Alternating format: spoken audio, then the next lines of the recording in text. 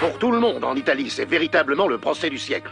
Amanda Knox, une étudiante américaine, est accusée d'avoir tué sa colocataire au cours d'un jeu sexuel qui aurait mal tourné. Celle que certains considèrent comme une victime du système judiciaire est devenue la cible des médias italiens qui s'acharnent contre elle. Et quel que soit le verdict, la vie d'Amanda Knox ne sera plus jamais la même.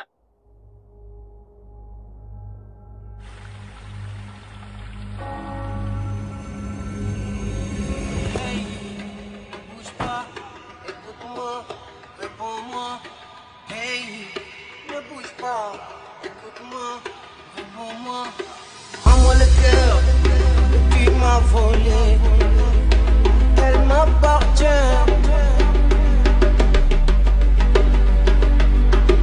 Rends-moi le cœur que tu m'as volé. Elle m'appartient.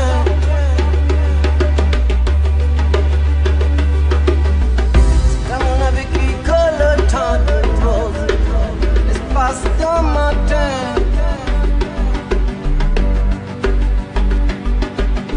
Rends-moi le cœur que tu m'as volé.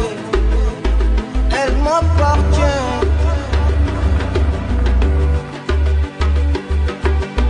C'est comme on a vécu que le temps d'une pause. L'espace d'un matin. Hey.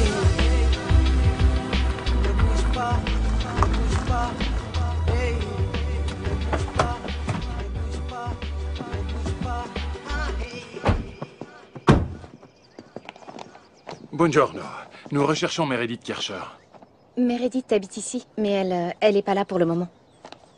Je m'appelle Raphaël Solecito. Et Bonjour. je vous présente mon amie, Amanda Knox. Amanda est étudiante, elle vient d'Amérique. Elle habite ici avec Meredith. En fait, nous sommes 4 colocataires. Bene, nous avons trouvé le téléphone portable de la signora Kircher ce matin devant une maison située via Sperandio. Nous pensons que quelqu'un l'a volé et déposé là-bas. Eh bien, j'ai appelé Meredith plusieurs fois ce matin et... Voilà pourquoi elle répondait pas. J'ai comme un drôle de pressentiment. Que voulez-vous dire? Quand je suis arrivée ce matin à la maison, j'ai remarqué que la porte d'entrée était ouverte. Ensuite, je suis allée à l'étage et je me suis aperçue que le carreau de la fenêtre d'une des chambres était cassé et j'ai aussi remarqué des gouttes de sang sur le sol de la salle de bain. Quand elle a vu tout ça, Amanda est venue me chercher chez moi. Oui, voilà. En fait, on vient juste d'arriver et on dirait que quelqu'un a pénétré dans la maison. Avez-vous appelé la police? Je croyais que c'était vous, la police. Nous appartenons à l'unité vol et délit. Nous enquêtons seulement sur les vols d'ordinateurs, de cartes de crédit et de téléphones portables. Oui, nous avons contacté le numéro d'urgence, le 112, il y a quelques minutes de ça et les carabiniers ont dit qu'ils envoyaient quelqu'un. En attendant vos collègues, vous pourriez peut-être rentrer pour jeter un coup d'œil. J'ai trop peur pour y retourner toute seule.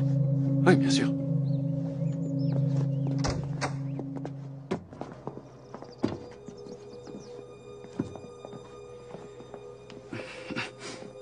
La salle de bain est par là.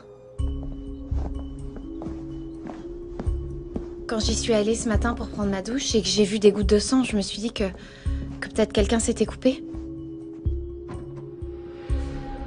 Bonjour. C'est Philomena, une autre de mes colocataires. Qu'est-ce qui se passe? Quelqu'un a brisé le carreau de ta fenêtre. Oh mon Dieu.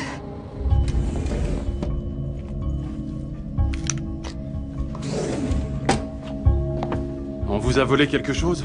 J'ai vérifié mon portable et mes bijoux. Tout est là. Où est Meredith? J'en sais rien, sa chambre est fermée à clé. On a frappé plusieurs fois à sa porte, mais elle n'a pas répondu. Elle ne ferme jamais sa porte à clé. Meredith? Meredith? Ouvrez la porte, s'il vous plaît. J'aimerais signaler un cambriolage. Oui, à Pérouse. Si vous m'entendez, ouvrez cette porte. Allô? Maman, quelqu'un a cambriolé notre maison. Quoi? Est-ce que tu vas bien? On enfonce la porte de la chambre de Meredith. Pourquoi? Allez, vas-y! Amanda? Amanda, dis-moi ce qui se passe! Oh, vous avez vu, il y a un pied qui dépasse! Il y a quelque chose. Philomena a parlé d'un pied, je crois. Un pied? Comment ça, un pied? Non, en fait, je crois qu'il y a un corps entier sous la couette. Ne restez pas là. Allez, tout le monde dehors. Vous entendez? Sortez tous de la maison. Qu'est-ce qui se passe exactement? Mon Dieu, C'était Amanda. Elle a dit que quelqu'un s'était introduit chez elle.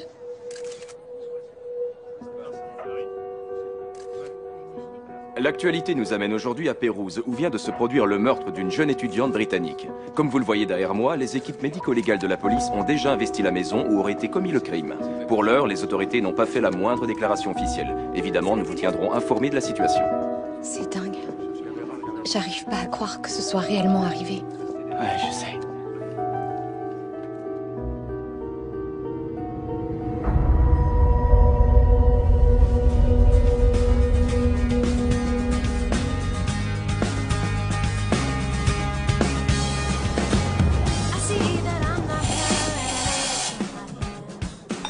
Buona giornata.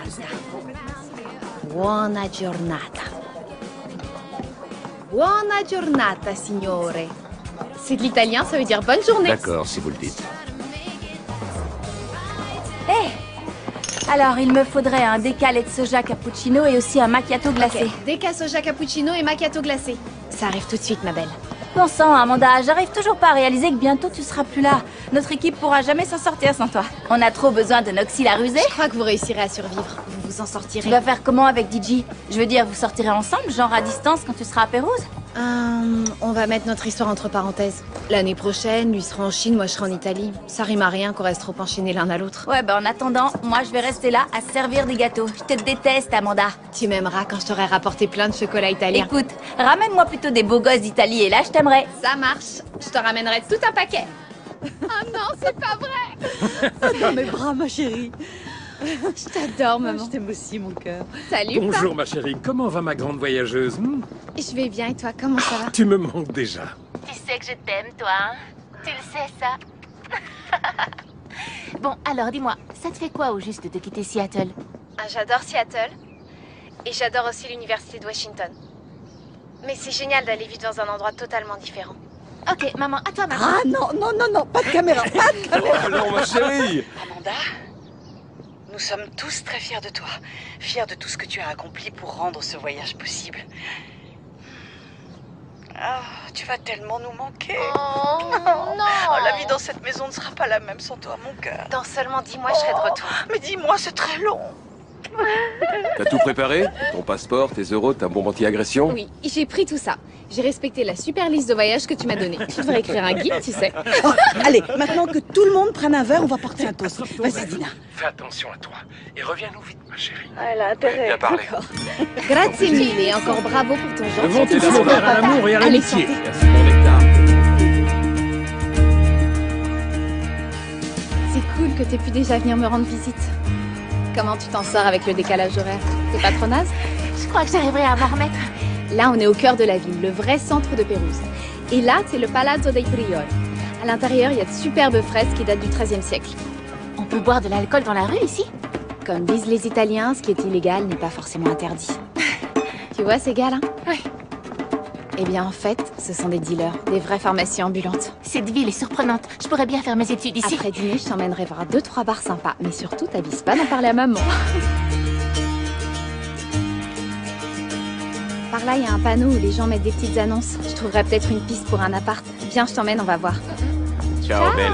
Ça va pas? Qu'est-ce qui te prend? Oh, fais pas ta sainte ni touche, on est en Italie, ma grande. Ici, la drague est un sport national. En plus, ils étaient mignons, non? Si tu veux, je te les présenterai.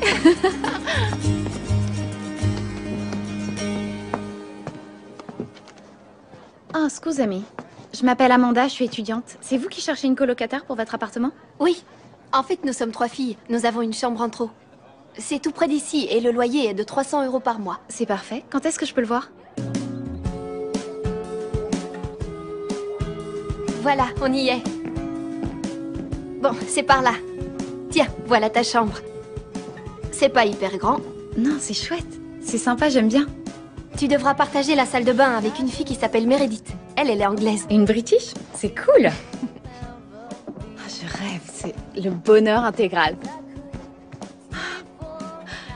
J'adore. J'adore. Est-ce que tu peux laisser un mois de loyer pour la caution? Ouais. Pas de problème. Bon, dans ce cas, il ne reste plus qu'à signer le bail. Génial. J'ai entendu que tu étais américaine. Oui, c'est ça. Je suis Meredith. Enchantée. Moi aussi. Ciao. Ciao. Je m'appelle Amanda. Toi aussi, t'es étudiant? En politique européenne et en italien. Ça, c'est cool. Moi, par contre, je commencerai mes cours à l'Università per Stranieri qu'à partir de septembre. Elle est à 2 pas. C'est royal, non? Royal? Oui, royal. C'est une autre façon de dire génial. Tu utilises jamais ce mot? Si, mais pas dans ce sens. Mais ça me plaît. Je crois que je vais l'utiliser.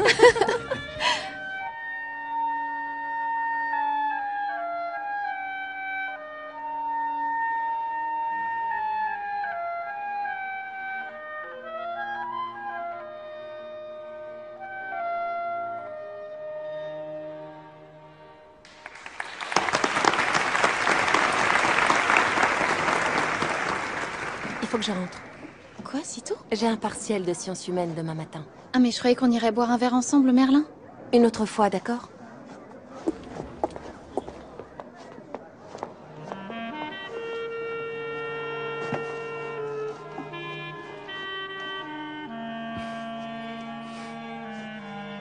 Raphaël.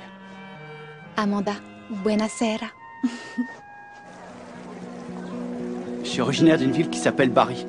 C'est dans le sud. Au bord de la côte adriatique. Oui, je connais. Bravo. T'es forte en géographie européenne, à ce que je vois. Tu sais, tous les Américains sont pas des ignares, faut pas croire. Quant à moi, je viens de Seattle. Ça t'inspire quoi? Voyons voir, Seattle, c'est une ville située dans l'État de Washington. Pas mal. Et Bill Gates a monté sa boîte dans le coin. Pour la plupart des gens, ça évoque plutôt Grey's Anatomy ou lieu de naissance de Kurt Cobain que la ville où Bill Gates a construit son empire. Tu sais, je suis étudiant en ingénierie électronique. Ceci explique cela. Il n'empêche que ta réponse me plaît bien. À présent, Raphaël, regarde-moi dans les yeux et dis-moi que tu n'as pas envie de goûter à ça.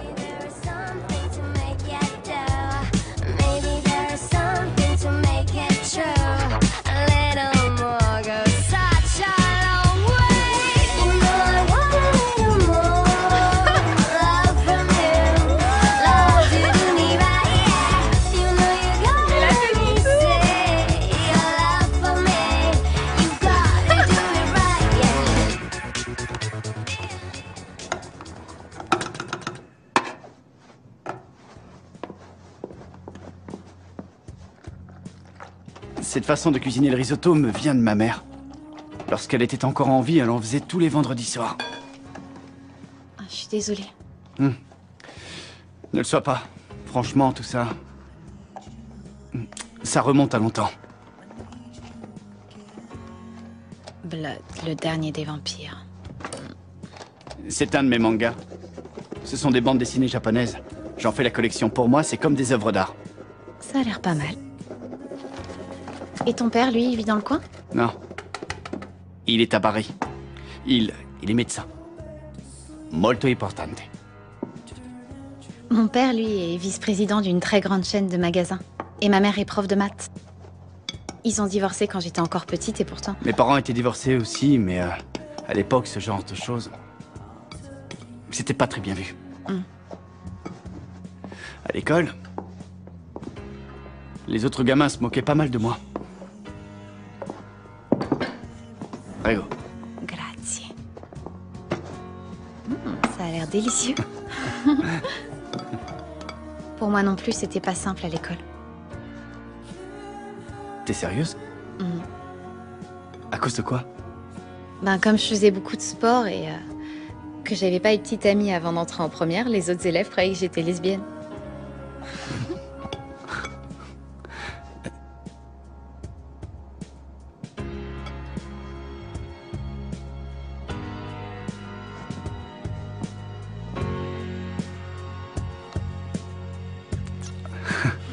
Je trouve que t'embrasses pas comme une lesbienne. Ah non? Peut-être que tu devrais réessayer.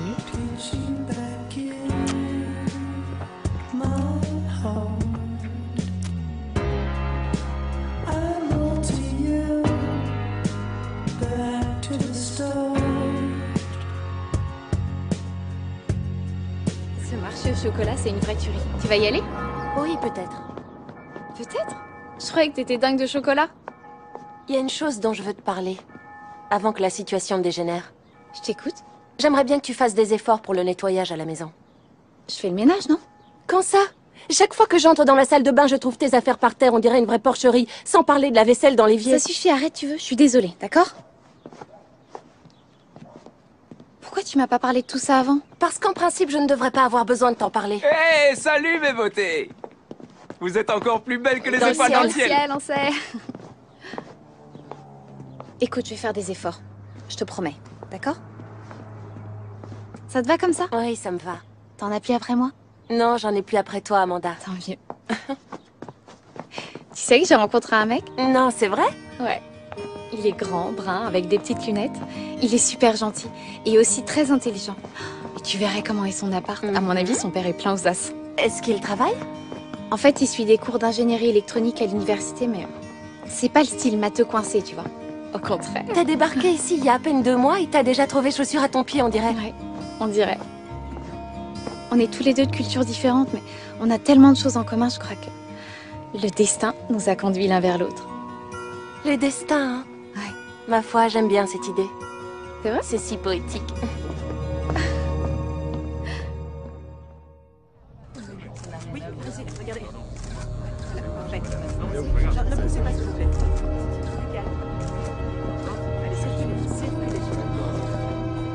Tôt ce matin, Meredith Kersher, une étudiante britannique de 21 ans, a été retrouvée sauvagement assassinée dans la maison qu'elle occupait à Pérouse.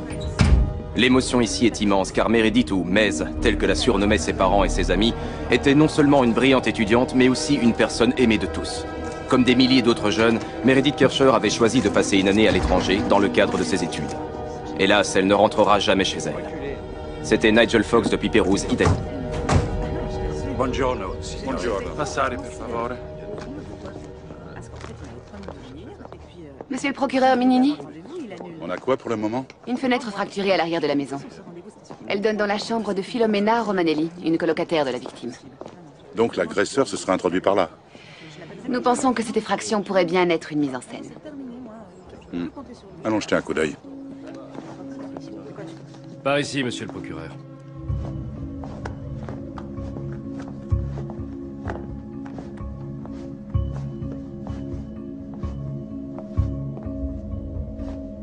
Les éclats de verre sont sur les vêtements. Ça signifie que la vitre a été brisée après que la chambre a été retournée. Bonjour, monsieur le procureur. Pauvre gamine. On a trouvé la victime baignant dans une mare de sang. Son corps était recouvert par cette couette. Elle a eu la gorge tranchée. D'après les projections de sang, on peut établir qu'elle était à genoux devant l'armoire quand elle a été poignardée. La personne qui a fait ça a dû être recouverte de sang.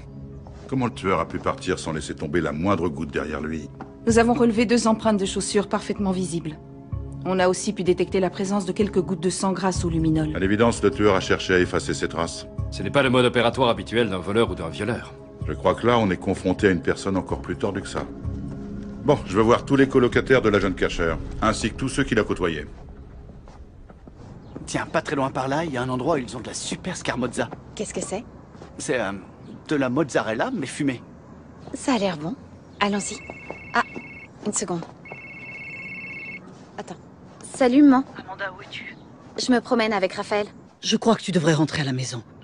Maman, j'ai mes études à finir ici. Écoute, ma chérie, je sais à quel point le fait d'étudier à l'étranger est important pour toi, mais nous reparlerons de ça plus tard, si tu le veux bien. Dans l'immédiat, je pense qu'il serait préférable que tu rentres à la maison, sans perdre de temps. Maman, tout va bien. Je t'assure, il n'y a aucun souci. Ce n'est pas l'impression que j'ai. Écoute, moi, tout ce que je veux, c'est pouvoir vivre ma vie. Est-ce que c'est trop demandé? Ça suffit, Amanda. Je veux que tu rentres immédiatement à la maison. Non, maman. J'en ai aucune envie. Tu comprends? Je suis une grande fille, c'est à moi de décider si je dois rentrer ou non. Attends.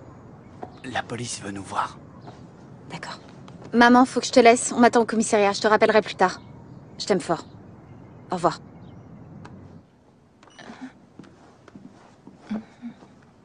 Elle dit qu'elle ne veut pas rentrer. Comment elle peut rester là-bas? À sa place, ça fait un bail que j'aurais pété un câble. Je veux dire, Amanda est persuadée qu'elle peut maîtriser le cours de sa vie, mais là, elle devrait se rendre compte que c'est grave.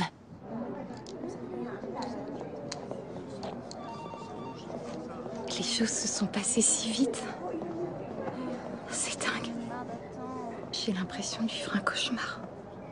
T'es sous le choc. Amanda Knox? Je crois que c'est mon tour. Lego. Ce matin, j'étais chez mon petit ami Raphaël Solecito. C'est là-bas que j'ai dormi la nuit dernière. Et aux alentours de 10h30, je suis rentrée chez moi pour prendre une douche. Il n'y a pas de douche chez Monsieur Solecito?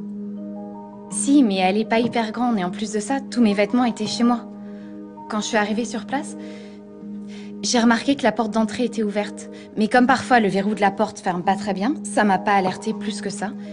Et ensuite, je suis montée à l'étage pour prendre ma douche et c'est là que j'ai vu qu'il y avait des gouttes de sang sur le sol et il y en avait une sur le tapis de bain et une autre sur le lavabo. Vous êtes courageuse.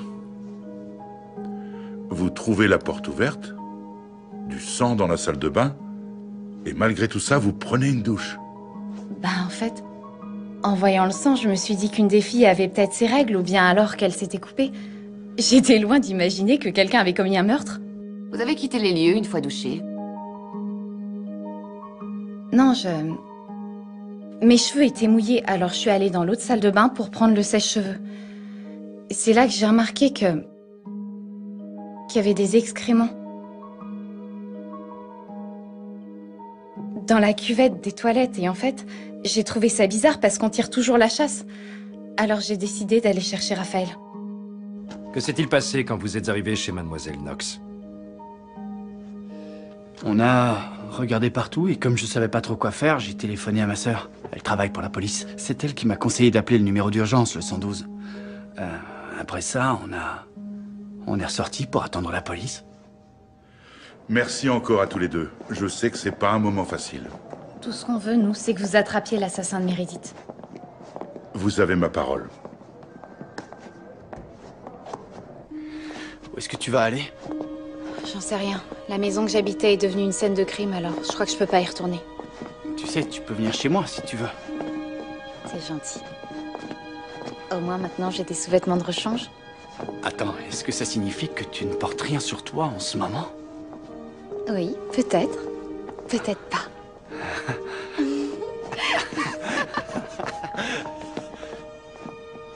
Qu'est-ce que c'est? C'est une sorte de mémorial improvisé. En l'honneur de Meredith. Elle a l'air heureuse.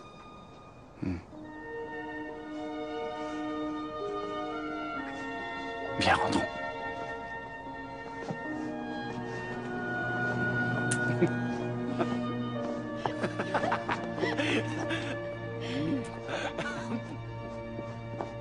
Hey, tu te rappelles, je t'avais dit que je cherchais un job à mi-temps. T'en as trouvé un? Pas encore, mais j'ai un plan pour être serveuse au Chic. Je vais aller voir. Tu viens avec moi? S'il te plaît, j'ai super besoin qu'on me soutienne. Bon, d'accord. Yes! T'es prête? Je veux vraiment décrocher ce job. T'es sûre que je suis assez sexy comme ça? Oui, allez, viens. Goûtez-moi ce doux nectar, il est obtenu à partir de cépages de la région. Grazie. Vous savez qu'on peut faire des super cocktails avec vos liqueurs? Vous connaissez des recettes originales? Une en particulier. Vous voulez goûter? Et comment? J'ai besoin d'une serveuse. Et ça 2 soirs par semaine. Vous avez une expérience professionnelle? Oui. Quand j'étais au lycée, j'ai travaillé à temps partiel dans un bar, dans un bowling et dans une galerie d'art. La paye au Chic est de 50 € par semaine, plus les pourboires. Vous voulez y réfléchir? Non, non, ça me va. C'est d'accord. Tenez, pour vous.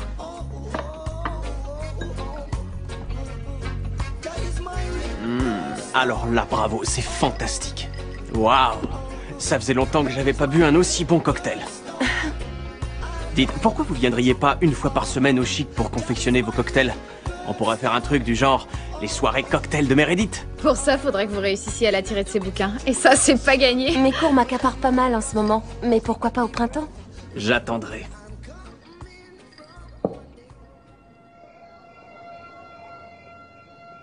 À quoi tu penses? J'espère que tout ça sera bientôt terminé. L'an dernier, à la même époque, le seul truc auquel je pensais, c'était bien réussir mes examens et me dégoter un petit job sympa.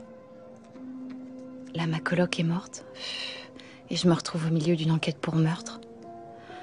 La vie est parfois si bizarre.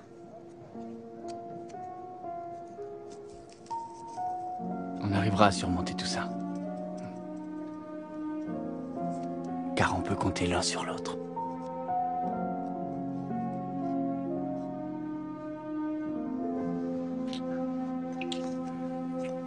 J'ai dénombré plus de 40 contusions et coupures sur le corps de la victime, en plus de multiples blessures. La majorité des coupures étaient superficielles. On dirait que l'assassin s'est amusé avec le corps de la victime avant de la tuer. Selon sa famille, Meredith n'était pas du genre à se laisser faire. Elle a dû chèrement vendre sa peau. Les marques sur son corps indiquent que quelqu'un l'a maintenue au sol en lui serrant la gorge, avant qu'elle ne reçoive ensuite le coup fatal. Comment une seule personne a pu infliger autant de blessures? Il y avait plus qu'un seul agresseur. A-t-elle été violée? Elle a été soit violée, soit la protagoniste d'un acte sexuel violent et consenti. Impossible de le dire. Bon alors, quelqu'un a eu un rapport avec elle avant d'essayer de l'étrangler. Quand ses agresseurs ont vu qu'elle résistait, ils lui ont tranché la gorge. Le coup mortel lui a sectionné l'artère thyroïdienne. Quelle est l'heure de la mort? Entre 21h30 et 23h30. Mais il y a également autre chose. Grâce aux équipes médico-légales, nous savons avec certitude que plusieurs heures après le décès, on a retiré le soutien-gorge du corps de la victime et que son cadavre a été déplacé. Quel genre de tueur peut retourner sur la scène du crime, nettoyer les lieux, simuler un cambriolage et déplacer le corps? Nous tentons de reconstituer l'emploi du temps des 24 dernières heures de Meredith. Vous vous souvenez quand vous l'avez vu pour la dernière fois? Oui. C'était le jour de sa mort. Il devait être aux alentours de midi. J'étais dans le salon en train de jouer de la guitare.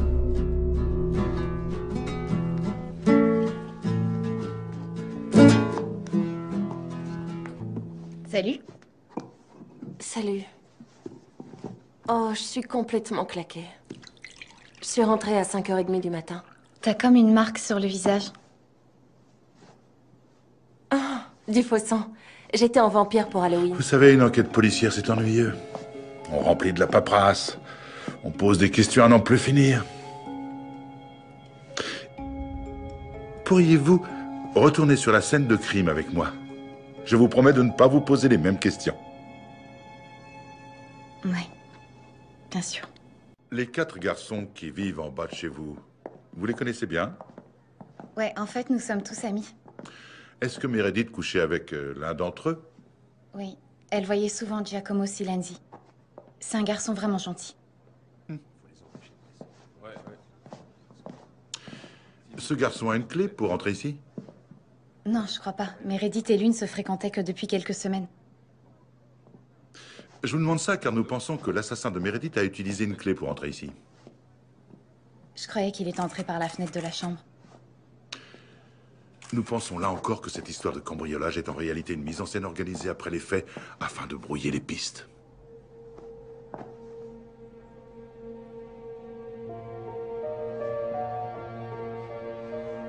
Venez par ici. J'ai besoin de votre aide. À votre avis, il manque des couteaux, mademoiselle Knox? Amanda, ça va pas? Amanda, qu'est-ce que vous avez? Elle est en état de choc. Allez, venez, on va sortir de la maison. Venez avec moi.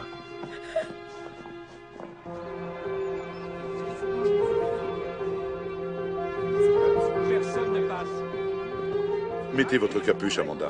Pourquoi? À cause des paparazzi. Très bien, allez, venez. Monsieur le procureur, est-il vrai que Meredith Kercher a été violée? A-t-elle été violée? Pas de commentaires. Laissez-nous passer. Monsieur Minini, avez-vous de nouveaux éléments? Pouvez-vous nous en parler? Oui, nous en avons, nous les étudions pour le moment. C'est bon, ça suffit. Laissez-nous passer. Merci, merci beaucoup. Montez. Craig, je vais prendre le volant. Circulez maintenant. Je viens juste d'avoir Amanda. Elle m'a dit que la police l'avait emmenée sur les lieux du crime. Elle en a été toute retournée.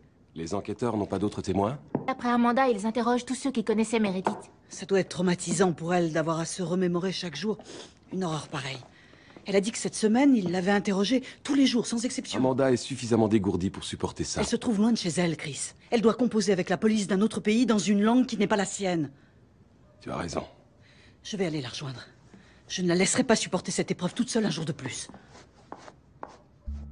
Nous avons trouvé cette trace près du corps de Meredith Kercher. Elle correspond à celle d'une chaussure de sport pour homme. Le sang correspond bien à celui de la victime. Cette empreinte maculée de sang a été retrouvée sur le tapis de la salle de bain. C'est celle d'un homme. Le labo est en train de l'étudier afin de déterminer avec précision son origine. La pointure est la même que celle de Raphaël Sollecito. Qu'en est-il des empreintes trouvées grâce au luminol dans l'entrée? Elles sont comparables à celles de Sollecito? Non, elles sont trop petites. Elles correspondent à une pointure entre 36 et 38 au maximum. Amanda Knox, elle, chose du 37. Avez-vous noté quelque chose d'étrange dans le comportement d'Amanda après la découverte du corps de Meredith? Quand nous étions dans la salle d'attente, juste avant d'être interrogée, Amanda se comportait de façon très bizarre et ça, tout le monde l'a remarqué. Qu'entendez-vous par bizarre?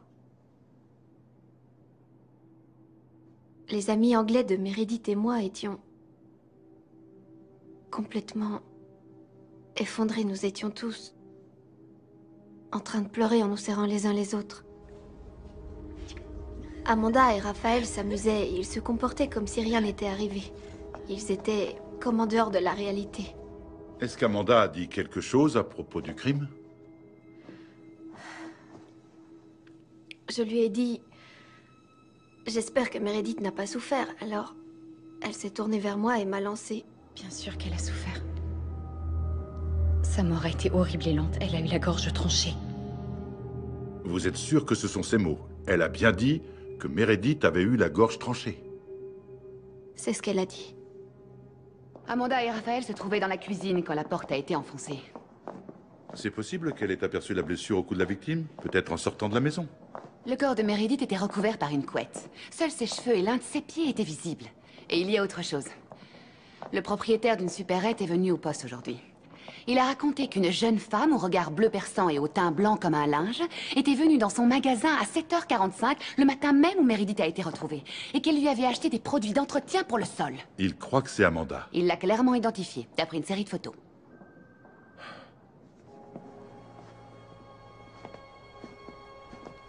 Bon. Oh, ça sonne. C'est les flics. Pronto? Oui, Sollecito. Hein? Très bien. Je dois me présenter chez eux dans 30 minutes. Ils veulent nous voir tous les deux? Non, que moi. J'ai trop peur à l'idée de rester seule. Je vais venir avec toi. D'accord. Partire dal 29... 29. Raphaël Sollecito? Suivez-moi.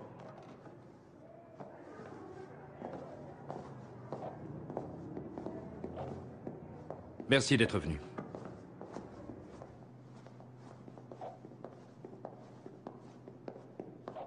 Nos services ont épluché votre passé. Entre les stupes et vous, c'est une longue histoire à ce qu'il paraît. J'ai en effet goûté à quelques produits. Mais aujourd'hui, je fume essentiellement de l'herbe. Est-il vrai aussi que vous portez toujours un couteau sur vous? Je collectionne les couteaux depuis l'âge de 14 ans. C'est un hobby. Oui, comme le fait de mentir. Qu'est-ce que je dois comprendre? Ces relevés téléphoniques montrent que vous et Amanda Knox avez éteint vos téléphones portables à 22h le soir du meurtre, pour les rallumer à 6h le lendemain matin. Oui, il est possible que j'ai rallumé mon téléphone à cette heure-là. Où est le problème? Vous avez dit que le 2 novembre, vous et Amanda aviez dormi jusqu'à 10h. Seriez-vous somnambule? J'ai dû oublier. Vous avez dû oublier. Quand les policiers sont arrivés à la maison, vous leur avez dit avoir déjà composé le numéro d'urgence. Nous n'avons aucune trace d'un tel appel. J'ai vraiment passé cet appel? Oui, ça je sais, mais vous l'avez passé 10 minutes après que les policiers soient arrivés, pas avant.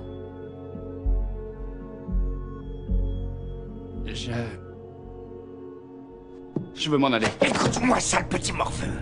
On n'est pas en train de parler d'un vulgaire vol à la tire. Une fille a été assassinée. Si tu craches pas le morceau, je m'occuperai si bien de toi que même ton père pourra pas te reconnaître. D'accord. Je me suis bien fait comprendre? Ah oui. Bien. Je t'écoute.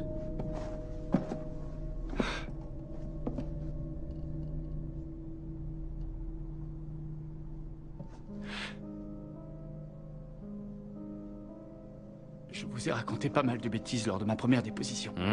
Amanda m'a convaincu que sa version des faits était la bonne et moi... Tout ce que je voulais, c'était la protéger.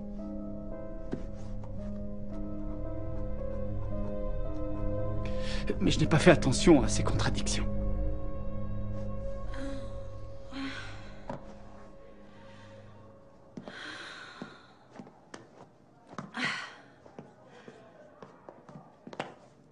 Mademoiselle Knox, s'il vous plaît.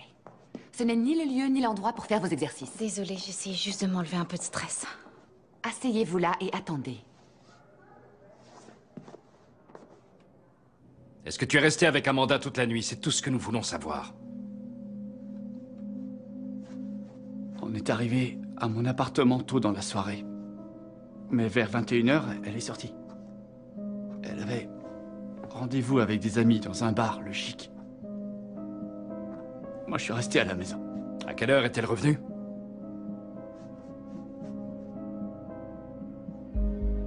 Pas avant 1h du matin. Je n'ai aucune idée de l'endroit où elle a passé la nuit.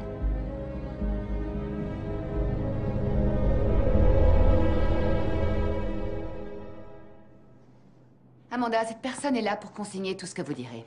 Bonjour. Oui, Raphaël. Nous nous intéressons à un texto que vous a envoyé Patrick Lumumba, le patron du Chic, et ce le soir du meurtre. Oui, c'était pour me dire que j'avais pas besoin de venir travailler. Attendez, comment vous savez que j'ai reçu ce message? Vous pouvez me lire ce que vous lui avez répondu. Oui. Mon italien n'est pas parfait, mais je lui ai dit « Ci vediamo più tardi ». En italien, cette phrase sous-entend qu'on a rendez-vous avec la personne. Pour moi, ça signifie plutôt quelque chose comme « on se verra un de ces quatre ». Vous aviez prévu de le rencontrer ce soir-là? Non, non. C'est pas du tout ça. Il est presque 1h du matin, je peux rentrer chez moi. J'ai peur que ce ne soit pas possible. Je vous ai déjà dit ce que je faisais, Amanda. Je comprends pas, c'est compris. Combien de fois il faudra que je vous le dise? Patrick et moi, on n'avait pas rendez-vous ensemble et je vous jure que c'est la vérité. Mais ça, je veux le savoir maintenant seulement. J'ai envie de pas travailler. Je t'avais déjà dit, bon sang. Oui, alors je vais pas vous raconter n'importe quoi. D'y aller. On va devoir y passer toute la nuit ou quoi? Je vous ai déjà dit ce qui s'est passé. Qu'est-ce que vous voulez que je fasse de plus? Que j'invente une histoire? Une fois que j'ai su que j'avais pas besoin d'aller au travail, Raphaël et moi, on a dîné. On a fait l'amour. Après, on a regardé un film. Sur son ordinateur. Combien de fois il faudra que je vous le répète? Jusqu'à ce que vous nous disiez la vérité. Comment ça? Je comprends pas. Je vous explique. À présent, Raphaël Solicito ne confirme plus votre alibi. Il affirme que vous êtes parti de chez lui à 21h le soir du meurtre et que vous n'êtes revenu qu'à 1h du matin. Quoi? Mais enfin, mais c'est faux, je vous le jure! Dites-moi qui vous essayez de protéger, Amanda! Est-ce que c'est Lumumba? Non, tout ça n'a aucun sens, je n'essaye pas Amanda, je sais que vous voulez nous dire la vérité. Je peux le voir dans vos yeux. Je ne veux pas que vous payiez à la place de quelqu'un d'autre. Quand j'essaye de me souvenir de tout ce qui s'est passé cette nuit-là, j'y arrive un pas. effort. Je me rappelle pas. Je sais Si plus. vous nous mentez, vous irez en prison pour 30 ans et vous ne verrez plus jamais votre famille.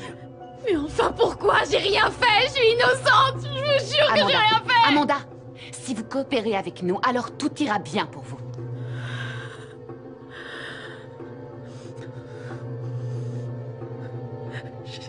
J'ai tellement peur.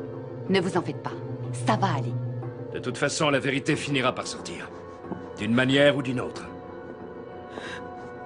Parfois, notre esprit se bloque à cause d'un traumatisme que l'on a subi. Servez-vous de votre imagination.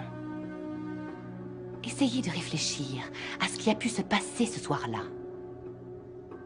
Vous téléphonez à Patrick Lumumba, vous partez le retrouver, et ensuite... Je sais pas quoi faire. Je sais pas. Je Ne craignez rien, tout va bien, Amanda. Essayez de faire appel à votre mémoire.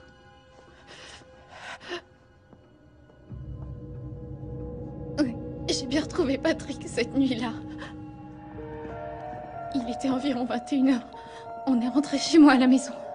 Patrick et Meredith sont allés dans sa chambre à elle. Moi, je suis restée dans la cuisine.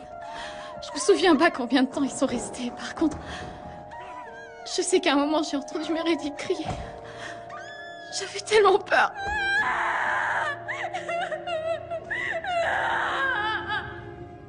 J'arrive pas à me rappeler d'autre chose. Dans ma tête, tout est ici. Si confus. Je suis fatiguée, j'ai besoin de sommeil. S'il vous plaît, je veux rentrer chez moi. Je vous en supplie. Bravo, Amanda, pour tous vos efforts. Bien, à présent, la loi m'oblige à faire 2 choses. D'abord, à vous mettre en garde à vue pour complicité de meurtre, puis à vous conduire devant le procureur afin que vous lui répétiez tout ce que vous venez de me dire. Non. Vous êtes prête à tout lui répéter?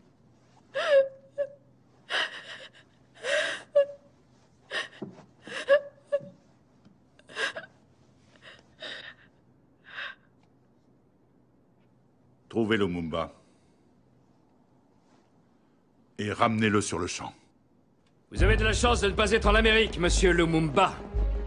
Vous y auriez été exécuté pour votre crime. Comment ça, quel crime? Écoutez, j'ai pas la moindre idée de quoi vous voulez parler.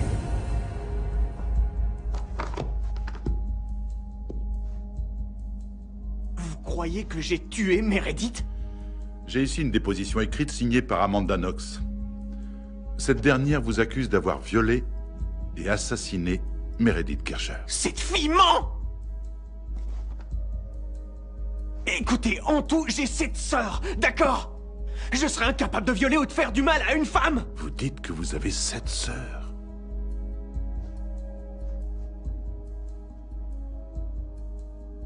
Je dois reconnaître que c'est là un argument implacable. Nous avons fait une terrible méprise, je crois. Cet homme a 7 sœurs.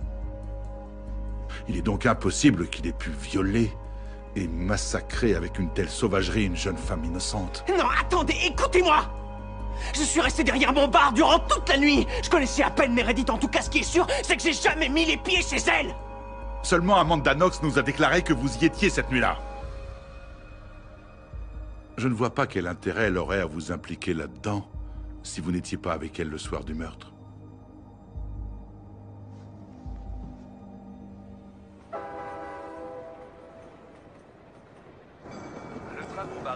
Excusez-moi, est-ce que vous pouvez me renseigner? Merci. Un moment, désolé. Oui? Oui, je suis arrivée. La police vient d'arrêter Amanda pour le meurtre de Meredith. Quoi?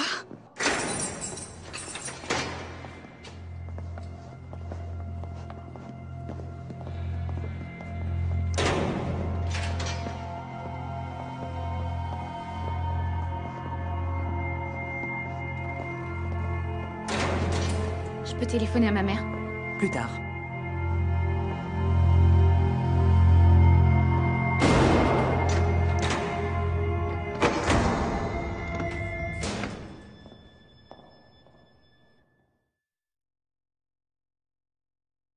Amanda travaillait dans le bar de Patrick Lumumba. Connaissez-vous la nature exacte de ses rapports avec ce dernier?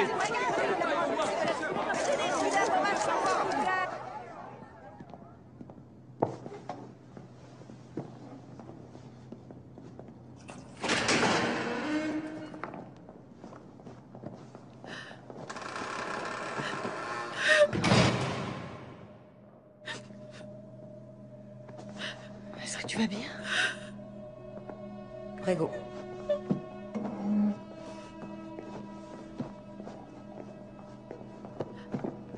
Je sais plus du tout où j'en suis. J'ai l'impression de vivre un cauchemar. Qu'est-ce qui s'est passé? J'en sais rien. Tout ce que je sais, c'est que Meredith était mon amie et que je l'ai pas tuée. Ça, Amanda, nous le savons. Mais pourquoi ils t'ont arrêté? Parce que Raphaël a menti. Il a dit que j'étais pas avec lui la nuit du meurtre et je sais pas pourquoi il a fait ça. Il a toujours été si gentil avec moi. Peut-être qu'il voulait prendre ses distances avec moi. Peut-être qu'il avait peur. Je sais pas. Chérie, calme-toi.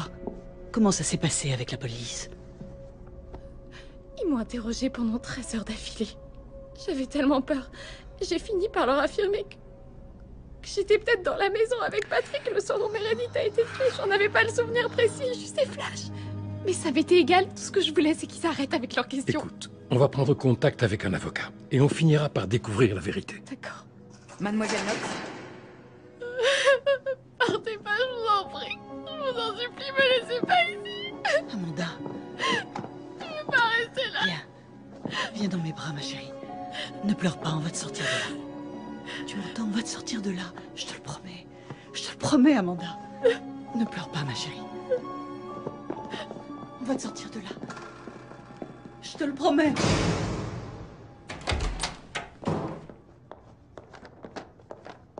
Je vous rappelle. Non seulement nous n'avons aucun élément permettant de prouver que Patrick Lumumba était bien sur les lieux du crime, mais voilà qu'à présent un témoin vient de confirmer son alibi. Vous avez une explication? Je crois qu'Amanda Knox nous a menti. Comment a-t-elle pu ne rien dire alors que je mettais un homme innocent derrière les barreaux suite à son témoignage? Elle nous prend pour des clowns, elle se moque de nous! Elle cherche peut-être à protéger quelqu'un. Nous avons trouvé une empreinte de doigt dans la chambre de Meredith. Elle n'appartient ni à Patrick, ni à Amanda, ni à Raphaël. Quand je l'ai rentrée dans la base de données, ça m'a donné un nom, Rudy Guédé. D'où il sort ce Rudy Guédé? Il est né en Côte d'Ivoire, il est arrivé ici lorsqu'il était enfant. Il a connu quelques petits déboires avec la justice, mais rien de sérieux. L'ennui, c'est que personne ne sait où il se trouve aujourd'hui. On va le trouver. Grazie.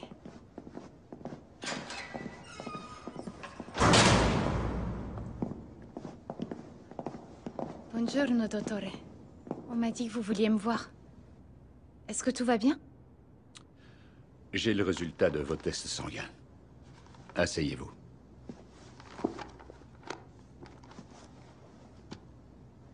Je suis désolé, mais vos résultats montrent que vous êtes porteuse du virus HIV. J'ai le sida? Il doit sûrement y avoir une erreur. Le fait d'être déclarée positive ne signifie pas nécessairement que vous avez le sida. Non, non, c'est pas possible. Où est-ce que j'aurais pu l'attraper? Je veux pouvoir me marier. Je veux avoir des enfants et aussi, moi, je veux vivre longtemps. Écoutez, je procéderai à un autre prélèvement pour être sûr. D'ici là, j'ai besoin que vous me dressiez la liste de tous les partenaires sexuels que vous avez eus. Quoi?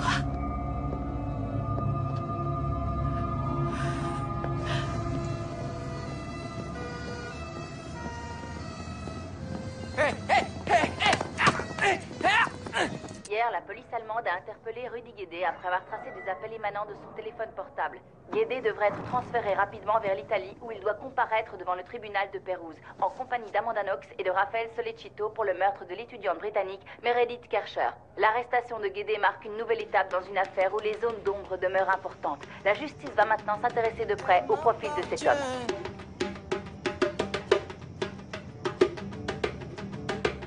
On a vécu que le temps d'une rose, l'espace d'un matin. Alors, on s'amuse sans nous? Vous faites quoi? Où vous cachiez-vous, mes deux belles ragazze?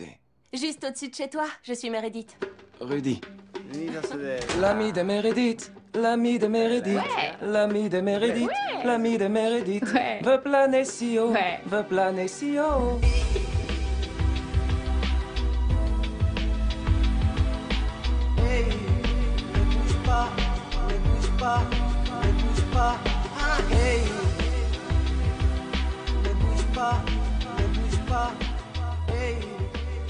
Donc tout le monde espère maintenant qu'il livrera le nom du ou des meurtriers de la jeune Meredith Kercher. Vous serez heureuse d'apprendre que Rudy Guédé est entre les mains de la police italienne. Tant mieux. Est-ce qu'on l'a déjà interrogé? Brièvement. Il a déclaré avoir eu un rapport consenti avec Meredith, puis être allé ensuite dans la salle de bain. De retour dans la chambre, il aurait vu un homme bizarre tenant un couteau plein de sang se pencher au-dessus de Meredith. Il a aussi dit aux policiers qu'Amanda n'était en aucun cas impliquée. Grâce à Dieu. Bon, alors, ma fille va sortir quand? Monsieur Lumumba, selon vous, pourquoi Amanda Knox vous a-t-elle accusé à tort? J'avoue que je ne le sais pas vraiment. Mais je ne pense pas qu'elle soit diabolique. Car pour être diabolique, il faut que vous ayez une âme. Et Amanda en est dépourvue. C'est une coquille vide. Elle est morte à l'intérieur. J'ai reçu les résultats définitifs de votre test de dépistage du HIV. Ils sont négatifs. Négatif. Mhm. Vous êtes sûr que c'est négatif? Eh bien, vos échantillons de sang ont été testés à 3 reprises. Comment ça se fait? Avant, vous m'aviez dit que j'étais positive. À l'évidence, le labo s'est trompé. Ça arrive parfois. Ça arrive parfois. Mhm. Non mais enfin, c'est de ma vie dont vous êtes en train de parler, là. Qu'est-ce que vous cherchez à la fin? Que je devienne folle, que je pète un câble? C'est ça que vous essayez de faire? Alors, Ne calmez-vous. me touchez pas! Vous êtes cinglés. De toute façon, dans ce pays, la police, la presse, tout le monde est cinglé. Cette attente dure depuis des semaines et des semaines. Ils ont déjà arrêté l'homme qui a fait ça, alors pourquoi ma fille est toujours en prison? Le dossier d'Amanda est compliqué. Qu'entendez-vous par compliqué? Eh bien, après examen des résultats de l'autopsie de la victime, le ministère public estime que Guédé n'a pas pu agir seul. Et qu'il avait un ou des complices. Mais Guédé a déclaré qu'Amanda n'était pas là le soir du meurtre. Il a modifié sa déposition. Il dit avoir retrouvé Meredith au cours d'une fête organisée pour Halloween. Maintenant, il prétend qu'Amanda et Raphaël étaient bien présents à la maison, la nuit du meurtre. Toujours selon Guédé, Meredith l'aurait invité dans sa chambre et alors qu'ils s'embrassaient, il déclare avoir été pris de maux de ventre. Faut que j'aille au chiottes. Il était donc assis sur les toilettes avec ses écouteurs vissés dans les oreilles quand il a entendu un grand cri. Quand il est sorti, il a croisé un homme qu'il a identifié comme étant Raphaël. Ce dernier tenait un couteau plein de sang. Meredith! Meredith! Non! Meredith! Oh, c'est pas vrai! Qui t'a fait ça? Attends! Il dit avoir tout fait pour sauver Meredith, mais en vain. Oh, c'est pas vrai! Ensuite, il a regardé par la fenêtre et il a vu une femme qu'il a décrite comme étant Amanda. Ce qu'il raconte n'a absolument aucun sens. Guédé essaie juste de sauver sa peau. C'est lui qui a violé cette fille et ensuite il l'a tuée. Ah mais comment est-ce que Minini peut donner plus de crédit au témoignage de ce dealer qu'à celui de ma fille? On en est toujours au stade des investigations. L'enquête risque de durer encore pas mal de temps. Excusez-moi, monsieur Giordano, ne le prenez pas mal. Mais le système judiciaire que vous avez dans ce pays est complètement nul et incohérent. On a trouvé de l'ADN de Rudy Guédé un peu partout dans la chambre de la victime, mais aussi sur le soutien-gorge de Meredith, sur son sac à main, sur son t-shirt et à l'intérieur de son corps. On a relevé de l'ADN appartenant à Amanda Knox mélangé avec du sang de Meredith dans 5 endroits différents de la maison. En examinant le sang retrouvé sur le robinet de la salle de bain, on a découvert qu'il s'agissait en fait du sang de Meredith mélangé à celui d'Amanda. Voici un cliché du couteau que nos équipes ont récupéré dans le tiroir de la cuisine de Raphaël. Nous avons pu identifier l'ADN d'Amanda ici sur le manche et celui de Meredith sur le bout de la lame. Donc Amanda pose la lame sur la gorge de Meredith afin de la tenir sous son contrôle. Puis Solecito la maintient au sol, pendant que Guédé la viole. Mais Meredith se rebelle, alors Amanda lui plante le couteau dans la gorge et la tue. C'est effectivement une théorie qui se tient. Le seul problème, c'est que sur le couteau, on a décelé très peu de cellules sanguines appartenant à Meredith. C'est-à-dire? Moins de 5 cellules. Vous n'avez pas trouvé ce que les avocats appellent la preuve irréfutable, mais je crois qu'en additionnant tous les éléments en notre possession, vous avez de quoi tous les inculper. Monsieur le procureur, s'il vous plaît! Où en sont vos investigations? S'il vous plaît! Par ici, par S'il ici. vous plaît, monsieur le procureur! Il y a du nouveau. Une déclaration, monsieur le procureur. Oui. Grâce aux éléments en notre possession, nous savons que les 3 personnes responsables de cette effroyable orgie mortelle sont Amanda Knox, Raphaël Solecito et Rudy Guédé. Et quel est le mobile? La victime a été sexuellement agressée. Cela nous incite à penser qu'il s'agit d'un jeu sexuel qui a mal tourné. Comment cette jeune fille a pu commettre un crime aussi violent? Derrière son visage d'ange se cache une femme à l'esprit plutôt perturbé. Cette femme ment, sans s'en rendre compte. Elle s'amuse à faire la roue, bien encore s'achète de la lingerie, pendant que sa colocataire, elle, est à la morgue. Elle ne montre aucune empathie envers Meredith ou qui que ce soit d'autre. Je crois qu'elle est capable de tout, y compris d'un meurtre.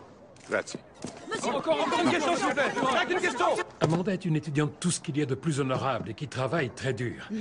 Elle n'a rien à voir avec cette espèce de nympho, cette Noxila rusée dont ces torchons font leur chou gras. Comment ils l'ont surnommée déjà? Ah, tenez, c'est là, la diabolique. C'est n'importe quoi, c'est de la pure invention. Là, ils sont en train de manipuler les gens. Quand la presse s'en mêle, ça peut devenir violent. Tenez, par exemple, cette photo. Elle était prise dans un musée situé en Allemagne. Amanda était allée là-bas rendre visite à sa tante. Oui, c'est vrai. Et c'est pas tout. Ce surnom-là, Noxy la rusée. Eh bien, c'est un surnom qu'on lui avait donné quand elle devait avoir 8 ans et qu'elle jouait au football. Tous les gamins ont des petits noms. Noxy la rusée dresse la liste de ses nombreux amants en Italie. Le médecin de la prison a dit à Amanda qu'elle avait le sida. Il lui a demandé de lui établir la liste de tous ses partenaires sexuels. Et quand elle lui a donné, eh bien... Laissez-moi deviner. Quelqu'un là semble-t-il livré à la presse. Mais comment ils osent faire ça? Je veux dire, de quel droit la presse expose la vie de ma fille aux yeux du monde? Le travail des relations publiques est basé sur la création d'une image. Et c'est celui qui contrôle cette image qui gagne. Si tout ça arrive aux oreilles des juges, alors Amanda sera déclarée coupable avant même qu'elle ait posé les pieds au tribunal. Nous ne sommes pas riches. Mais nous vous avons contacté parce que nous avons envie de nous battre, oui. Nous devons nous battre pour Amanda. Notre action visera principalement les médias américains. Nous devons faire connaître son histoire aussi bien dans les talk-shows que dans les hebdomadaires, les magazines ou encore la presse quotidienne. D'accord. De toute façon, nous ferons tout pour vous aider au mieux, pas vrai? Autre chose pourrait nous aider, justement. Le procureur en charge du dossier de notre fille est sous le coup d'une accusation en Italie. Ça mérite qu'on y regarde de plus près. Une jeune et brillante étudiante américaine, Amanda Knox, est actuellement en train de croupir dans une prison de Pérouse pour un crime qu'elle dit ne pas avoir commis. Or, depuis aujourd'hui, elle n'est plus la seule à être sur la sellette. En effet, chers téléspectateurs, nous qui, comme vous, défendons la probité des magistrats, avons découvert avec surprise que le procureur principal Milini était lui-même sous le coup d'une procédure judiciaire pour intimidation, ainsi que pour écoute téléphonique illégale dans une affaire de tueur en série vieille de plusieurs années. Il procuratore Giuliano Mignini è stato attaccato dai media americani per l'intercettazione. De par son action et son franc-parler, Mignini s'est fait bon nombre d'ennemis au cours de sa carrière de magistrat. Ce ne sont que des ragots, de purs ragots. Ils essaient de sauver leur fille en détruisant ma réputation. C'est inadmissible. Écoutez, Giuliano, ce n'est qu'un écran de fumée, un acte désespéré, rien de plus, vous le savez, non? Est-ce moi qui ai accusé à tort un homme innocent? Ou menti à la police pour mon alibi? Ou laissé mon sang et mon ADN sur les lieux du crime? Qui s'amusait à faire la roue? Ou qui essaie par tous les moyens d'être blanchi? Qu'est-ce que j'ai fait, moi, hein? J'ai juste fait mon travail. Je ne laisserai pas cette affaire être débattue par une bande de reporters américains ou par des blogueurs. Non, elle sera débattue devant une cour de justice. L'atmosphère est lourde ici à Pérouse au moment où Rudy Guédé va se présenter devant la cour afin de connaître le verdict dans l'affaire du meurtre de Meredith Kercher. Devant les juges, Guédé sera accompagné des deux anciens amants, Amanda Knox et Raphaël Solecito.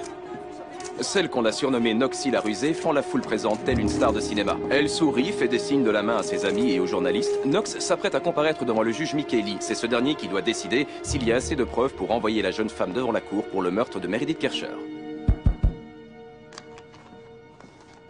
Au nom du peuple italien, cette cour déclare Rudy Herman Guédé, coupable des accusations d'agression sexuelle et de meurtre sous la personne de Meredith Kercher, et le condamne à une peine de 30 ans de prison.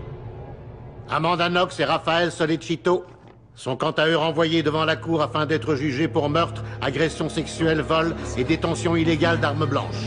C'est pas possible. Mais qu'est-ce que...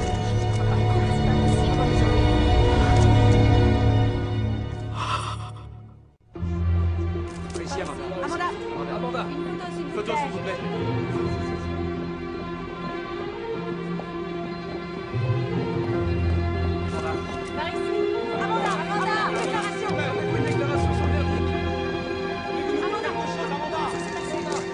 Cette affaire ressemble à un puzzle. Chaque élément peut être étudié indépendamment des autres, mais mis ensemble, ils montrent parfaitement qui sont les coupables. D'un côté, nous avons la victime, Meredith Kercher, une jeune femme studieuse qui allait bientôt retourner à Londres pour fêter l'anniversaire de sa mère. Et de l'autre côté, nous avons Amanda Knox, une jeune femme à la fois narcissique, agressive et manipulatrice, qui en outre nourrissait une haine féroce envers Meredith. C'est cette haine qui l'a fait passer à l'acte. Afin d'arriver à ses fins, elle s'est servie de deux jeunes hommes qui rivalisaient d'efforts pour lui plaire. D'abord, Raphaël Solecito, son amant à l'esprit faible et à l'âme tourmentée. Ensuite, Rudy Guédé, un marginal. Ces trois individus, pris séparément, paraissent plutôt inoffensifs. Mais comme certains gaz chimiques qui explosent quand on les mélange, Ces trois-là ont produit une véritable explosion de violence et d'horreur.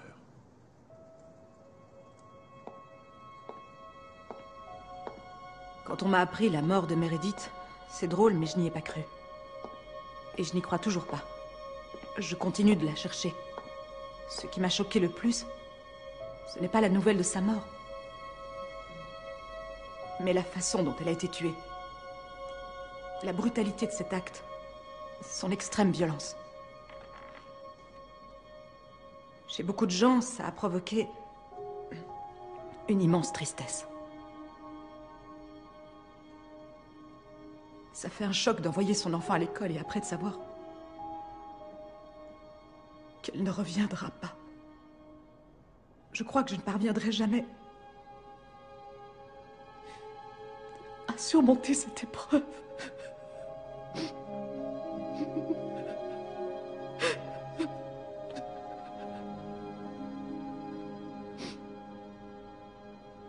Comment pourriez-vous définir les relations qu'entretenaient Meredith et Amanda? Au début, elles s'entendaient très bien. Comme l'une était américaine et l'autre anglaise, elles se sentaient proches. Mais après, leurs rapports ont commencé à prendre une autre tournure. À partir de fin octobre, c'est devenu plus tendu entre elles. Et à cause de quoi? Meredith se plaignait du fait qu'Amanda ramène des mecs bizarres à la maison. Elle lui reprochait de ne pas se sentir très concernée par le ménage. Elle était aussi en colère parce que dans la salle de bain qu'elles partageaient toutes les deux, Amanda avait laissé traîner un sac plastique transparent avec des préservatifs et un vibromasseur à l'intérieur.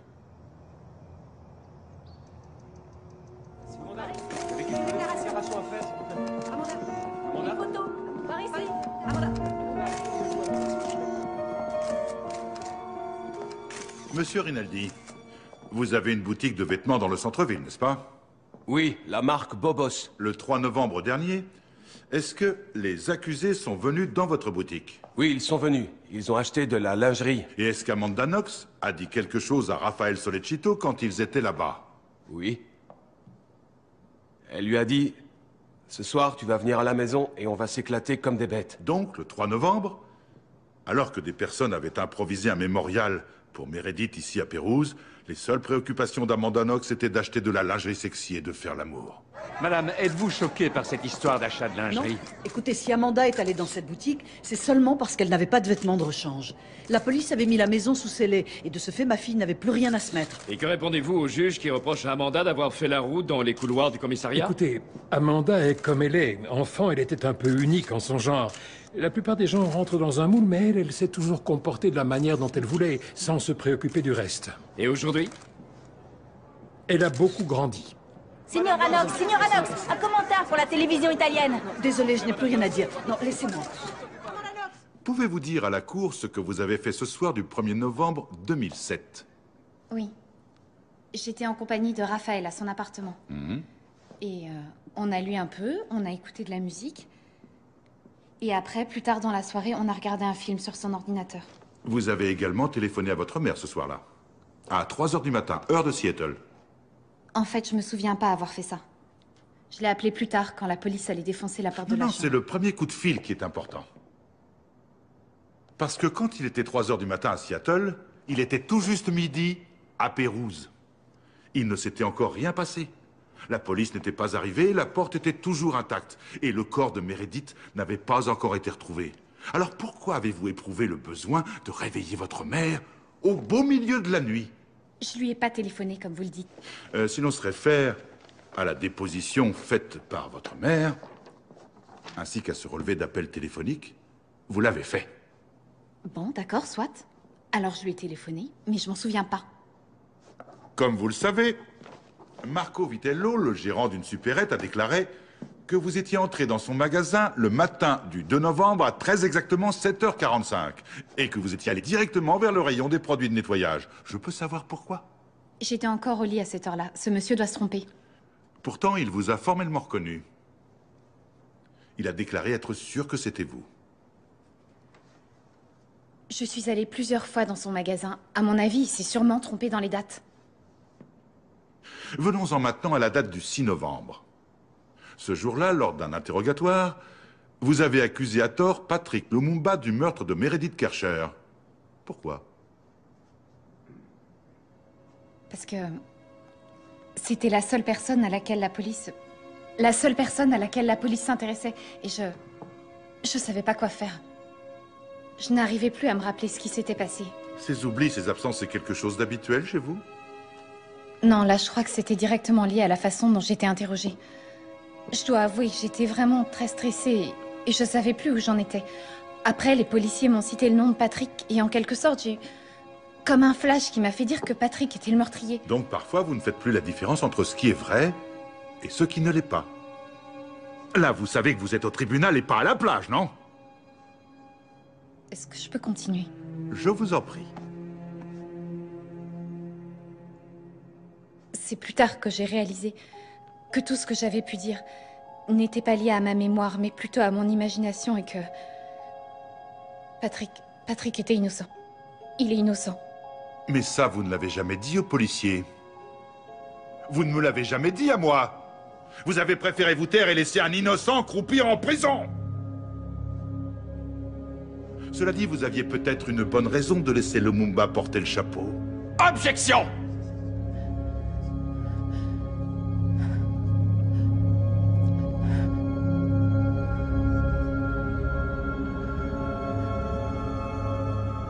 Vous avez entendu des témoignages sur ce qui s'est passé avant le meurtre de Meredith Kercher. Et également sur ce qui s'est passé après. En me fondant sur des preuves, je vais à présent vous révéler ce qui s'est passé pendant.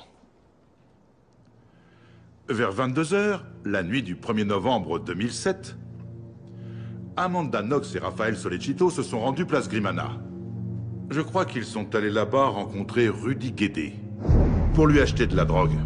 À 23 h 20, Amanda ouvre la porte de la maison avec sa clé. Les deux hommes et elle pénètrent à l'intérieur. Ils sont tous trois sous l'influence de drogue et d'alcool. Rudy va dans la salle de bain. Amanda et Raphaël trouvent Meredith dans sa chambre. Elle vient juste de rentrer d'un dîner avec ses amis anglais. Les deux jeunes femmes commencent à se disputer. Pourquoi? À vrai dire, il peut y avoir un tas de raisons. Les tensions entre les deux colocataires pouvaient provenir de petites jalousies, ou du fait que Meredith ne supportait plus les frasques sexuelles d'Amanda ou son incapacité chronique à faire le ménage. Le temps était venu pour Amanda de prendre sa revanche. Et c'est là que le calvaire de Meredith commença. C'est bien l'accusée qui donna le premier coup, déclenchant par là même un véritable enchaînement de violence. Et c'est elle aussi qui planta le couteau dans la gorge de Meredith. Ce sont Amanda et Raphaël qui, plus tard, sont revenus afin de déshabiller Meredith. Ils lui ont coupé son soutien-gorge. Et ce, afin de faire croire qu'il s'agissait d'un viol. Ensuite, Amanda a recouvert le corps avec une couette. Une forme d'ultime hommage de respect pour la victime. En tant que femme et amie, elle ne pouvait supporter la vision de ce corps massacré et nu, alors que c'était elle qui l'avait rendu ainsi. Puis Amanda et Raphaël saccagent la chambre de Philomena. Ils jettent une pierre à travers la fenêtre. Des éclats de verre tombent sur les vêtements et sur le sol. Ce sont Amanda et Raphaël qui ont mis en scène le cambriolage de la chambre. Ils décident ensuite de nettoyer la scène de crime grâce aux produits qu'ils avaient achetés. Mais ils en sont empêchés par une arrivée impromptue. Celle des policiers venus rapporter son portable à Meredith. Buongiorno. Meredith Kercher était une jeune femme aimée de tous. Sa mère, son père, sa sœur et ses deux frères devront désormais se rendre au cimetière pour lui rendre visite. Amanda Knox et Raphaël Sollecito ont arraché la pauvre Meredith à ce monde.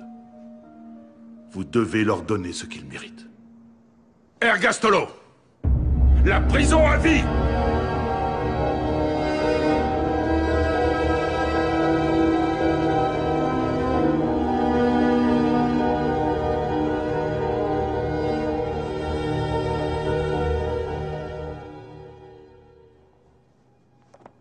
Tiens, ces livres d'Hermann Hesse sont en allemand. Maman s'est dit que ça te plairait peut-être de les lire dans la langue d'origine. C'était dur d'entendre les gens dire toutes ces choses horribles au tribunal. Je n'ai raconté que la vérité. Je n'ai pas fait ce qu'ils disent, j'ai pas tué Meredith. Le procureur a dit tout ça juste pour impressionner le jury. Tu verras demain ces mêmes gens dont tu parles changeront d'avis après avoir entendu la défense. Et si je changeais pas d'avis? L'éventualité et l'idée même que je sois condamnée semblait invraisemblable. Jusqu'à aujourd'hui. Ils ne vont pas te condamner. Ah, Nous n'allons pas perdre la foi maintenant. Ils n'ont pas la moindre preuve, ils n'ont que des suppositions. Pourquoi est-ce qu'ils me font tout ça? Pourquoi tout le monde me déteste à ce point? Nous avons relevé un certain nombre de traces ADN appartenant à Raphaël Solecito sur l'agrafe du soutien-gorge de la victime. Mais avez-vous trouvé des traces d'ADN appartenant à mon client, soit sur le cadavre de Meredith, soit dans la chambre à coucher? Non, seulement sur le soutien-gorge. Donc, vous êtes en train de dire que sur cette scène de crime qui était presque entièrement maculée de sang, vous n'avez trouvé l'ADN de mon client que sur une agrafe de soutien-gorge? Oui, c'est tout à fait ça. Docteur Stefanoni, pourriez-vous s'il vous plaît dire à la cour à quel moment l'agrafe de soutien-gorge en question a-t-elle été prélevée sur la scène de crime? Nous l'avons photographiée le premier jour de l'enquête. J'entends bien, mais quand l'avez-vous recueillie exactement? 47 jours plus tard. Donc, elle a été recueillie 47 jours plus tard. En clair, cette pièce à conviction est restée sur le sol de la maison pendant 6 longues semaines. C'est bien ça, docteur Stefanoni. 6 semaines à l'air libre. La scène de crime était mise sous scellé. Peut-être, mais les hommes de la police scientifique n'arrêtaient pas de faire des va-et-vient dans la maison. Ils ont sûrement contaminé les traces d'ADN présentes sur les lieux. Non. Sur l'ensemble de la maison, une autre trace d'ADN a été clairement identifiée comme appartenant à Raphaël Solecito. C'était dans la cuisine, sur le mégot d'une cigarette. Et un ADN, ça ne vole pas, vous le savez. Non. Bien sûr que non. Mais, sachant maintenant que vous avez commis un impair dans le recueillement des preuves, je me dis simplement qu'il est possible que vous en ayez commis un au sein de votre laboratoire. Docteur Stefanoni, d'après la quantité de sang perdu et le nombre de blessures reçues par Meredith Kercher, vous diriez qu'elle a lutté de façon acharnée pour sauver sa vie? Oui. Après cette lutte acharnée, la police a retrouvé des empreintes et des traces d'ADN appartenant à Rudy Guédé un peu partout dans la chambre de Meredith. Or, dans le même temps, on n'a retrouvé ni empreintes, ni cheveux, ni gouttes de sueur, ni même aucune goutte de sang ou trace d'ADN appartenant à Amanda Knox. Comment vous expliquez ça? Je connais de nombreux exemples d'agressions à l'arme blanche où aucun ADN n'a été déposé. Plus tôt, vous avez déclaré avoir identifié de l'ADN correspondant à celui de Meredith Kercher sur la lame de ce couteau, qui avait été saisi auprès de Monsieur Solecito. En effet, je confirme. Combien de tests avez-vous effectués à partir de cet ADN? Un seul. L'échantillon en question était extrêmement modeste. Extrêmement modeste, vous avez dit? Il était pratiquement inexistant. Juste 5 cellules, hein? C'est bien ça, docteur? Oui, c'est bien ça. Docteur Torré, pourriez-vous, s'il vous plaît, me donner votre avis de professionnel sur le bien fondé de l'étude des traces ADN appartenant à Meredith Kercher, ayant été retrouvées sur le couteau? La faible intensité du marqueur fluorescent indique que le test a été mené à partir de 4 ou 5 cellules. Si on veut avoir un résultat fiable, il en faut au moins le double. Partant de ce constat, j'aimerais savoir quelle est votre conclusion sur cette affaire, si c'est possible. La relative pauvreté de l'échantillon utilisé tend à indiquer qu'il ne correspond pas à une photographie exacte du code génétique de la victime, mais qu'il a été contaminé lors de manipulations dans un laboratoire. Donc, après avoir réexaminé cette preuve, quelle est votre théorie à propos de ce crime? Si je me réfère à l'ADN et aux empreintes retrouvées sur les lieux du meurtre, je pense que Rudy Guédé est le seul et unique auteur de ce crime. Voilà ce qui a dû se passer. Guédé immobilise la victime par la force, puis il oblige cette dernière à se mettre à genoux. Il se positionne devant elle comme ceci, et ensuite il la frappe avec le couteau et la tue. On m'a dit d'être calme. Mais je ne le suis pas. Je suis effrayée à l'idée de me perdre moi-même. J'ai peur d'être prise pour ce que je ne suis pas. J'ai peur d'être considérée comme un assassin, et ce pour le restant de mes jours. Après toutes ces semaines en prison, je dois l'avouer, je me sens triste. Et également désorientée. En face de vous, je me sens vulnérable. Mais je suis sûre au moins d'une chose. C'est que Meredith était mon amie. Et je sais que je n'aurais jamais pu lui faire du mal. J'ai la conscience tranquille. J'aimerais saluer le procureur et son équipe, parce qu'ils font leur travail. Même si certains croient le contraire. Le seul désir que j'ai, c'est qu'enfin la justice soit rendue dans cette affaire.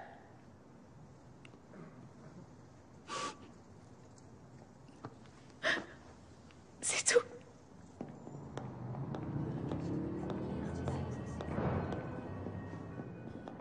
Tu as vraiment assuré aujourd'hui. Tu étais généreuse et directe. Oui. Je crois que tu as réussi à toucher le jury. Ils étaient vraiment... Les jurés avaient tous l'air de te croire. Oui. Mais si jamais c'était pas le cas. Tu dois garder confiance, d'accord? Le jury va bien voir que la version du procureur ne tient pas la route. De toute façon, même s'il ne le voit pas là, nous gagnerons en appel. Je t'ai acheté un billet d'avion.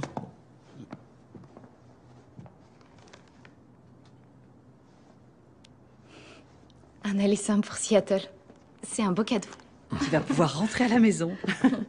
Tu es contente?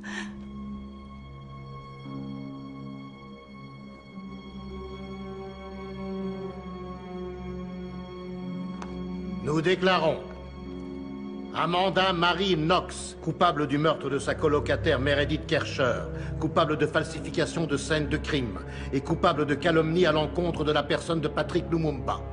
En conséquence, nous condamnons l'accusé à une peine de 26 années de réclusion. Nous déclarons Rafael Solicito coupable d'agression sexuelle et de meurtre sur la personne de Meredith Kercher, ainsi que de falsification de scène de crime. En conséquence, nous condamnons l'accusé à une peine de 25 années de réclusion.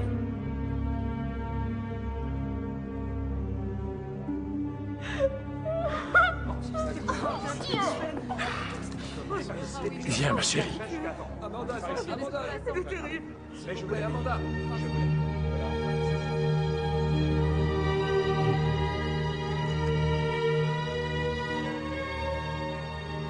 Allez, venez.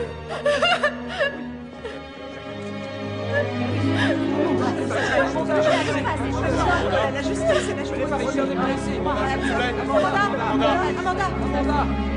Amanda, s'il vous plaît. Amanda, quel est votre... Amanda, s'il vous plaît, allez vous faire appel. Amanda, s'il vous plaît, Dégagez, poussez-vous.